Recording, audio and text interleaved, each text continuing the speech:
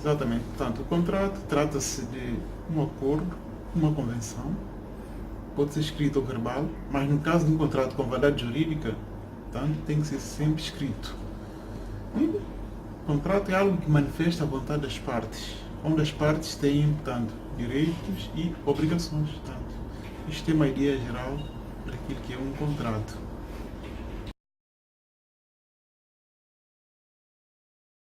Portanto, o contrato de concessão é basicamente, dizer de uma forma que todos possam entender, é aquilo que, pronto, como o próprio termo diz, é conceder.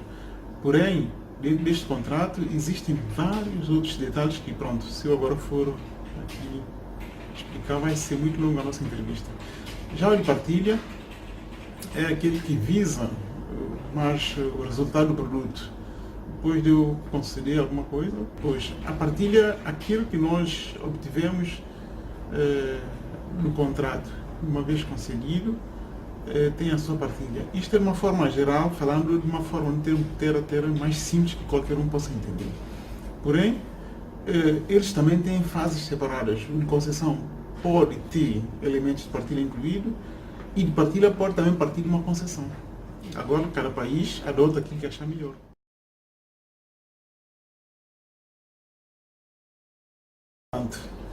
Partilha de baixo risco, porque, bom, concessão é o risco maior onde o Estado envolve-se mais. Partilha, o Estado envolve menos, porquê? Porque partilha, portanto, a empresa fica com todo o risco, todavia, o Estado já tem uma compensação a partir da assinatura do contrato, e a empresa, ou seja, as empresas petrolíferas terão que depois encontrar uma contrapartida caso se encontre petróleo, nesse caso hidrocarbonete, né? Ou então gás, qualquer coisa. Então, nesse caso, a empresa terá alguma coisa. No contrato de partilha de produção, as empresas, se não encontrarem nada, elas não têm direito a nenhuma indenização. Ou seja, no contrato de partilha é aquele contrato que as empresas partem para o seu próprio risco. O risco é maior para as empresas do que para o Estado.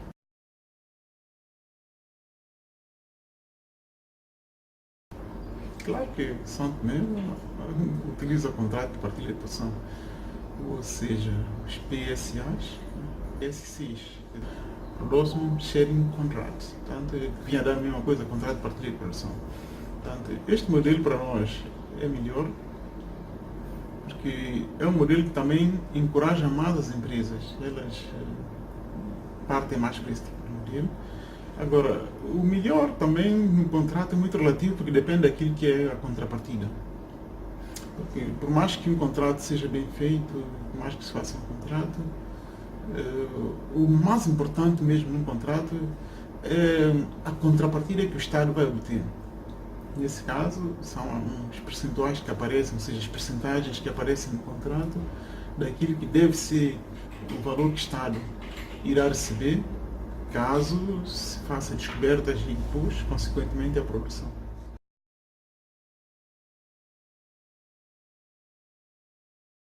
Bem, nesse caso de contrato que São Tomé estabeleceu com a Nigéria, já é um tratado, é um contrato entre dois países. Portanto, o tratado é um tipo de contrato que mais acontece entre Estados, países, né? Países, reinos, são Estados. E o que é que acontece? No nosso caso de o contrato com a Nigéria, São Tomé e Nigéria, portanto, duas coisas estiveram em evidência. Portanto, havia essa questão de equidistância, que é uma questão de onde um território vai e outro vem, não sei o quê. E depois havia essa questão também de, pronto, questões políticas e outras. Né? Mas, para falar a verdade, nesse tipo de contrato, o que é que vigora mesmo, o que é que determina, o que é que vai ficar escrito no contrato, portanto, é a vontade das partes. Vontade das partes, porque todo contrato tem partes envolvidas. Então, as partes foram o governo de São Tomé e o governo nigeriano. Então, após uma vasta discussão, chegou-se à conclusão que são dois países amigos e pronto. E chegou-se à conclusão que essa percentagem de 60 e 40 seria a que deixava os dois países, digamos assim, satisfeitos. Então partiu-se para isso. Porque em termos de equidistância, depois tentou-se fazer muita coisa à volta disto, e até os Estados Unidos também deu alguma opinião com relação a isto. Havia um bocadinho de dificuldade em termos de limitação de espaço, somos duas ilhas, não sei o que e tal. Mas é um acordo bom, o valor pode-se considerar justo, uma vez que as partes entraram em consenso e hoje está afirmado que é 60 e 40. Pondo a questão de justiça e direito à parte, nós sabemos que os Estados muitas vezes entram em conflitos e depois um país pequeno e fraco, até mesmo com apoio internacional, podia não sair-se muito bem diante de um país como a Nigéria. Daí que este acordo foi bem feito, foi pacífico e tem vigorado até hoje. Eu acredito que vai vigorar para sempre. Porque um país como a Nigéria, em questões de acordo, os países não muitas vezes veem essa questão de direito. Os países simplesmente partem para aquilo que acham que é necessário. Esse acordo é um bocadinho... O que está por detrás desse acordo não é, digamos, não pode ser tecnicamente, juridicamente avaliado. É simplesmente vontade das partes, chegou-se a um consenso que este valor está bom para as duas partes.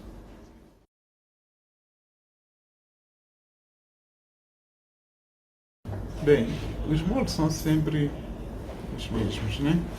É o contrato de partilha de produção, e que neste contrato de partilha de produção as empresas já entram com alguma responsabilidade, sobretudo em questões de obras sociais, né?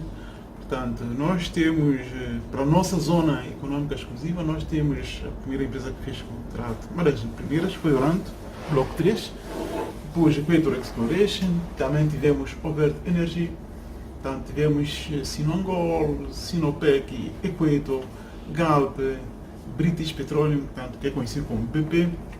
Depois nós temos Cosmos, né, que é uma também empresa americana que também é bastante conceituada. E depois agora temos também o Sonangol, que é nosso parceiro tradicional em termos de combustíveis, aí fora. Bom, essas empresas são aquelas que nós temos registro cá no PRIB, né? E com relação à Zona do Desenvolvimento Conjunto, que é conhecida como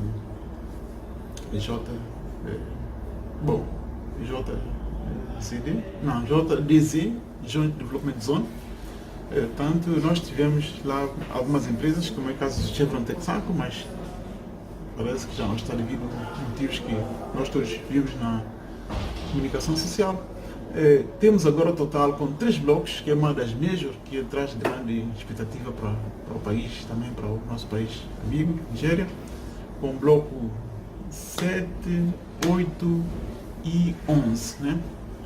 Portanto, também temos na zona também passou por zona de desenvolvimento conjunto de Santo Tomé e Nigéria, a Sinopec, que é uma empresa chinesa, a DAX, portanto, a DAX, GDZ, portanto, são em todo essas empresas que já têm contrato com Santo Tomé e Príncipe. Por que eu falei da zona de desenvolvimento conjunto? Porque pronto, nós temos aquele acordo e um acordo com aquela zona, implicitamente, portanto, também está com acordo com Santo Tomé e Príncipe.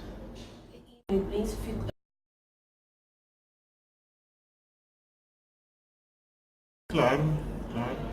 Nós tivemos o caso de Chevron Texaco, que desistiu porque entendeu que a reserva que está no reservatório, ou seja, está no lençol ali, não constitui quantidade comercial. Bom, essa questão de quantidade comercial é bom explicar, porque assim só muitas pessoas não podem entender claramente aquilo que significa. Quantidade comercial significa que aquilo que a empresa encontrou não paga as suas despesas. Portanto, tirando aquilo ali, vai ser inferior ao investimento que a empresa vai fazer. Porém, isso ainda é relativo na mesma, porque nós que estamos no mundo do petróleo sabemos que uma reserva encontrada pode não ser comercial para uma empresa, mas ela poderá ser comercial para outra empresa. Isto significa que o custo do investimento de outra empresa seria inferior à da Chevron Texaco. Portanto, uma empresa que faz exploração através de navios flutuantes não é a mesma coisa a uma empresa que cria uma estrutura de plataforma com casing à base de concreto, à base de aço, então que custa muito alto. Né? Portanto, uma empresa que simplesmente vem, coloca os navios de plataforma e suga como se fosse um mosquito, portanto, ela tem muito menos custo do que uma empresa que entra com toda uma estrutura gigantesca de plataforma. Então, pode não ser comercial para uma empresa e pode ser comercial para outra. Porém, também há que se liga, né? Muitas vezes as empresas com estruturas mais sólidas são mais seguras, correm menos risco de impacto ambiental.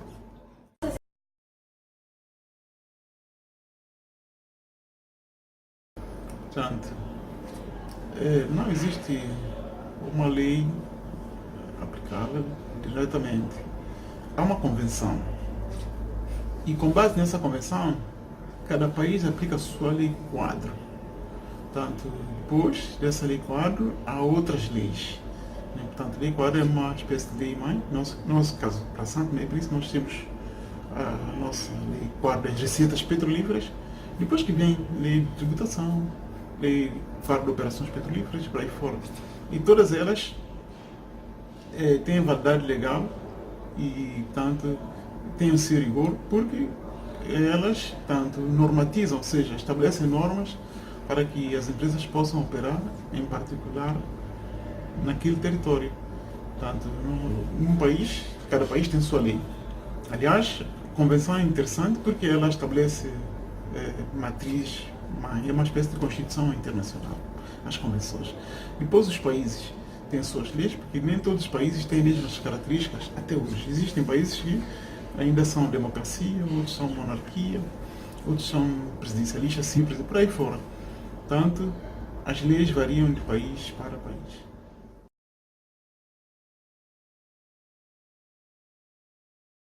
Exatamente. Se nós formos ver muitos países que têm petróleo, não desenvolvem por causa da corrupção. Isso é um fato, não temos que esconder. Se nós formos ver o caso de Dubai e Nigéria, por exemplo, eu até vi um vídeo interessante que o homem de Dubai diz que, pronto, nós aqui em Dubai não temos agricultura, não temos mina, e descobrimos petróleo há pouco tempo. Todavia, Dubai hoje é considerado muito mais rico que Nigéria e muitos países que já tiveram petróleo, como Gabão e outros. Daí que nós deveríamos embeber das experiências dos países que tiveram sucesso e não fazer o mesmo que fizeram os países que não tiveram sucesso.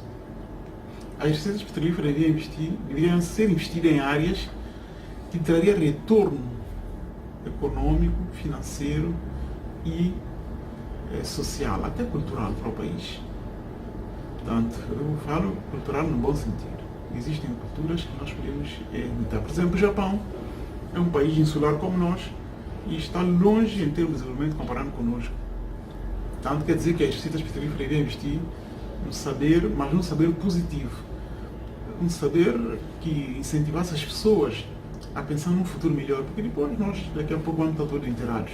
Deixar um legado para os nossos, a geração futura, né? Portanto, investir-se em indústria limpa, porque indústria traz retorno.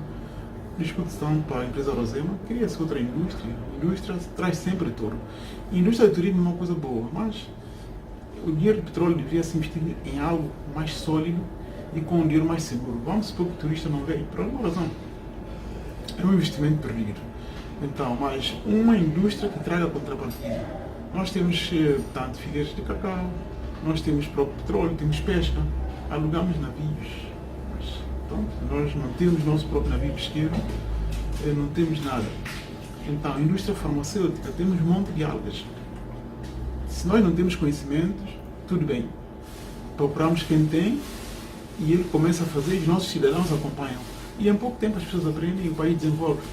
São Tomé e Príncipe vai ter dinheiro de petróleo e não vai ter pouco dinheiro. Mas se não investir, vai ser pior porque vamos cultivar guerra, divisão. temos tanto dinheiro e tanta riqueza, podíamos dizer um país para nós usufruirmos e não dizer um país para nós nos matarmos. Portanto, este é o meu opinião.